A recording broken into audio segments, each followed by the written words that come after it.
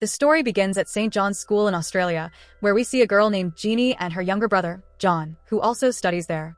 On the other side, we meet their father, a share trader. The three of them live in the same town, but their father has been deeply troubled for days. He is burdened by loans from various companies and is reeling from a recent divorce. Like every day, he takes Jeannie and John to school, but today is different. He suggests they take a trip away from the city to spend some time together. They drive into the vast deserts of Australia, going deeper and deeper. Jeannie notices her father's strange behavior. He's unusually quiet and keeps stopping the car. However, she doesn't pay much attention since he often behaves oddly. After a while, John gets out of the car and starts running around. Their father tells them to set up camp and begins unloading the supplies. Jeannie follows his instructions, but suddenly she sees him pointing a gun at John and firing. She rushes to her brother, pulling him away just in time to avoid the bullet. Terrified and confused, she watches as her father sets their car on fire and then shoots himself. Jeannie is left in shock, unable to understand why her father did this. She suspects the weight of his debts drove him to despair. John, too young to grasp the gravity of the situation, thinks it's all a game. Now, stranded in the middle of nowhere, Jeannie realizes they have to fend for themselves. Gathering the food they brought, she decides to walk in an unknown direction, hoping to find help. The harsh desert heat is relentless, but they have no choice. They walk all day and, by nightfall, stop at a high spot to rest. They eat sparingly, knowing their food won't last long. Exhausted, they fall asleep under the stars. The next morning, they continue their journey and spot a large rock. Hoping it might give them a view of their surroundings, they climb it with great difficulty. To their dismay, they see nothing but endless barren desert in every direction. They descend, eat the last of their food, and continue their search for help. Days pass, and their situation worsens. Jeannie grows weak, and John becomes severely dehydrated. His condition deteriorates, and he collapses. Determined to save him, Jeannie carries him on her shoulders despite her own fatigue. The scorching sun cracks her skin, but she refuses to give up. Eventually, they spot a tree in the distance. Hope rekindled, they rush toward it, believing water must be nearby. Jeannie's instincts are correct. They find a small pool of water and a tree bearing fruit. Initially cautious, she notices birds eating the fruit and concludes it's safe. They bathe, drink to their fill, and satisfy their hunger. Setting up camp nearby, they finally rest. However, when they wake the next morning, they find the water has dried up and the fruits have rotted. Heartbroken, John tells Jeannie that God must be angry with them and has taken the water away. As an elder sister, she consoles him, assuring him that things will get better, though deep down, she knows their chances of survival are slim. Days pass, and they remain stuck in the unforgiving desert. Just as hope begins to fade, Jeannie spots a figure approaching in the distance.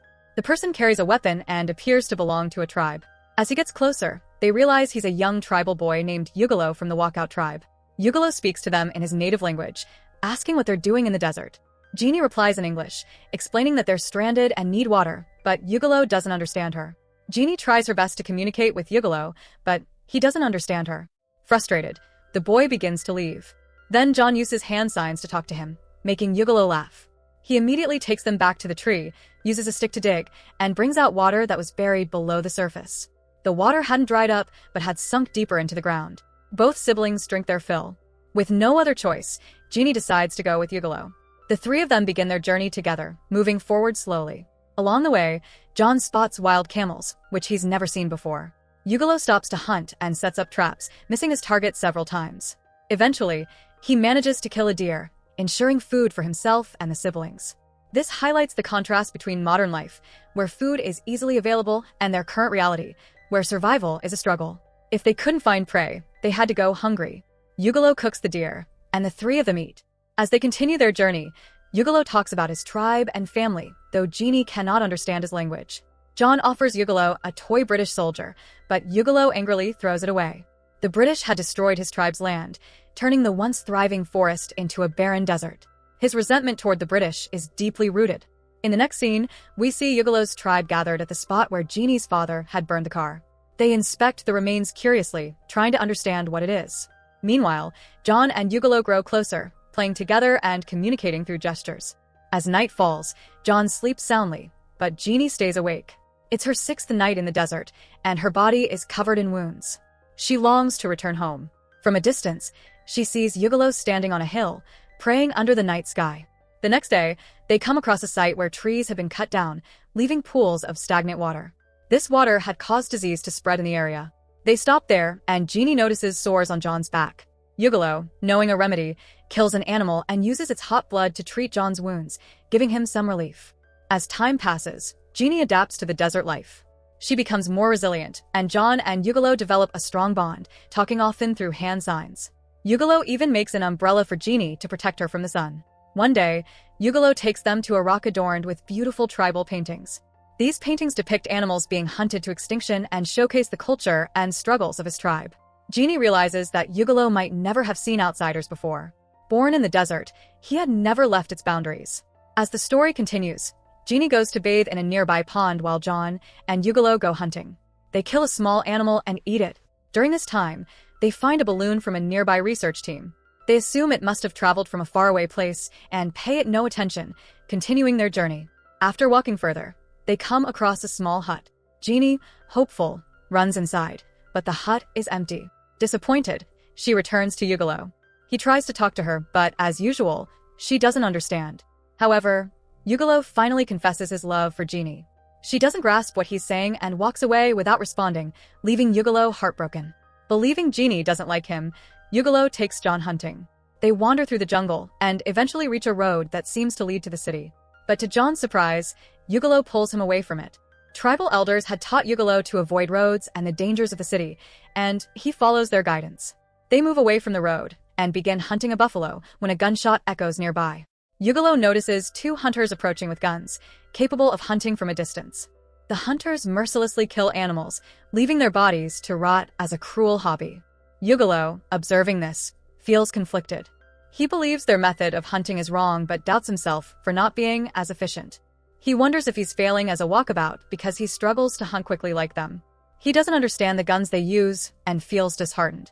Deep in thought, Ugolo wanders off. Jeannie calls out to him, but he doesn't respond. Eventually, he lies down among the buffalo carcasses left by the hunters. He smears his body with ashes and buffalo markings, a traditional act from his tribe. Nobody knows what is going through his mind. Afterward, Ugolo returns and performs a ceremonial dance in front of Jeannie, his body covered in markings. In his culture, this dance signifies expressing feelings or affection. But Jeannie, unaware of its meaning, gets frightened and runs away. Ugolo doesn't stop dancing. He continues through the evening, into the night, determined to convey his feelings. Jeannie and John, unaware of his intentions, talk late into the night. John mentions the road he had seen earlier, and Jeannie becomes curious about why Ugolo didn't inform them. They don't realize that Ugolo didn't want them to leave because he had grown attached to them. Despite this, Jeannie decides they will find the road and leave the next day. Meanwhile, Ugolo keeps dancing all night, holding on to hope. As morning arrives, Jeannie and John prepare to leave. Jeannie notices Ugolo is missing and assumes he must have returned home. But when they step outside, they find Ugolo's body hanging from a tree. The sight shocks Jeannie. Just yesterday, he seemed fine and had even danced for her. Why would he take such a step? She removes ants from his body and moves on, knowing there's no reason to stay. But questions linger in her mind. Did Ugolo do this because he felt he wasn't a good hunter? Was he burdened by the pressure of tribal expectations? Or was it because Jeannie didn't reciprocate his feelings? What do you think? Let us know in the comments. Jeannie and John eventually find a camp near a factory with workers. One worker speaks English and helps them return to the city. Years pass. Jeannie grows up, gets married, and moves on with her life. Yet, Ugolo remains in her thoughts.